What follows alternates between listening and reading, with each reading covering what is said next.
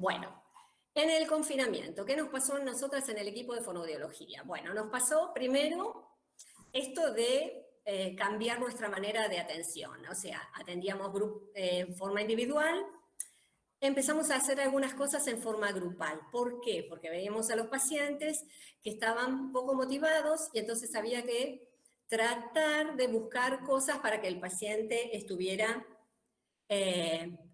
motivado. ¿Motivado para qué? Para trabajar lo que nosotras queríamos trabajar. Trabajar la memoria, trabajar la articulación, trabajar la atención. Entonces se hicieron en el momento de confinamiento muchas cosas, tipo taller de lectura, se hizo una obra de teatro, aprendieron una canción. Una alimentación terapéutica. ¿Qué quiere decir esto? Cambiamos el tipo de alimentación. Alimentación terapéutica en realidad, nosotros tuvimos que modificar el tipo de alimentación que tenían los pacientes. ¿Por qué? Porque se empezaron a ver síntomas. Entonces, ahora cuando hablemos más específicos, les voy a contar cómo las cambiamos. Técnicas de incremento de la sensibilidad. La sensibilidad, ya sea con temperaturas, lo que se trabaja es con sensaciones térmicas en la boca. ¿Qué quiere decir esto? Nosotros, la boca tiene una temperatura, un microclima, y nosotros exponíamos al paciente a cambios de temperatura y trabajamos, por ejemplo, con un objeto que es parecido a para los que tejen, una aguja de crochet de metal porque es la que puede captar más rápido la temperatura. Se la sumergía en un vaso con agua bien fría y eso se le pasa, mejor dicho, al paciente sobre la lengua, sobre los pilares, ¿para qué? Para ver si hay retracción, si hay movimiento, cómo responde a la temperatura. Y los cambios posturales, hubo que hacer cambios posturales importantes. Esto es para los pacientes que están en cama. Entonces ya no se podían dejar las camas a 30 grados, había que ponerlas en 45 o a 60.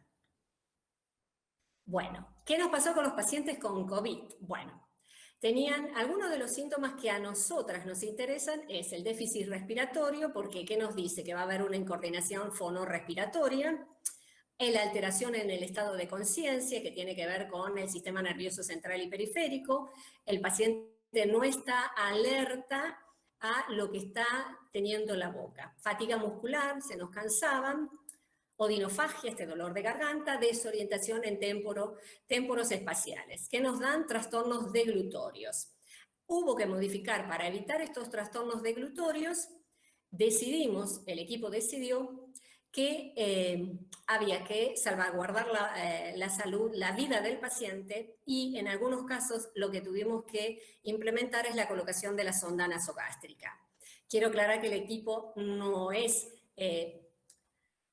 pro sonda nasogástrica, que nosotras sabemos, las fonoaudiólogas, que la sonda nasogástrica tiene un tiempo de vida de entre 2 o 3 meses que nos da las pautas para ver si el paciente puede comer con el entrenamiento que nosotras le damos de forma bien y segura, y si no, hay que pensar en implementar en un gastrostoma o otro tipo de alimentación. ¿Por qué? Porque la sonda nasogástrica ingresa por la narina y toca toda la que es mucosa, además que el paciente siente algo extraño, o sea, por más que sale de estar consciente a inconsciente, siente un cuerpo extraño, y lo que tiende a hacer todo ser humano, si ustedes alguna vez estuvieron congestionados, van a agarrar el pañuelo y sonarse, y hasta que no se pueden destapar la narina, van a seguir con el pañuelo larga data. Bueno, en un adulto, porque nosotros tenemos pacientes adultos de 70 años, tener un cuerpo extraño implica que me quiera tocar la nariz, que me lo quiera acoso, tengo tapada la nariz, claramente me lo arranco, con lo que implica arrancar algo que está metido y que va a lastimar toda la zona. Entonces, lo que hicimos para evitar las broncoaspiraciones, acordamos con el equipo médico también y con el equipo de nutrición, es la colocación de la sonda nasogástrica. ¿Por qué tuvimos que acordar con ellos? Primero, porque ellas tienen que implementar, las nutricionistas, cuántas calorías tienen que ingresar para que el paciente no se nos deshidrate, cuánto es la hidratación que se tiene que colocar, o sea, la alimentación y la alimentación enteral o parental y la hidratación.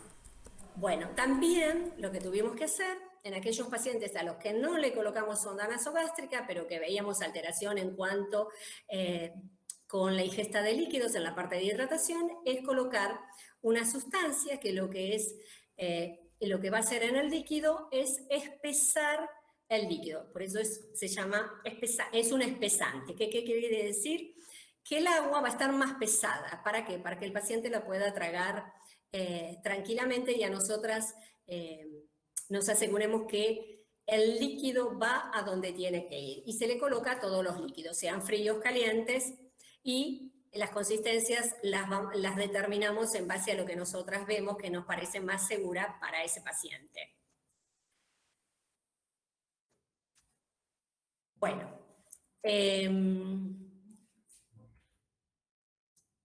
y para terminar, contarles que, bueno, estas son algunas de las actividades que nosotros hemos hecho en la parte de confinamiento y decirles cómo trabajamos ahora, porque ustedes creerán que todavía tenemos a pacientes que se les cambió de la consistencia blanda que antes comían a consistencia procesada y que ahora, y que hicimos con los pacientes con sonda nasogástrica. Bueno, por suerte los pacientes le hemos retirado la sonda nasogástrica y fuimos probando paulatinamente, apagando la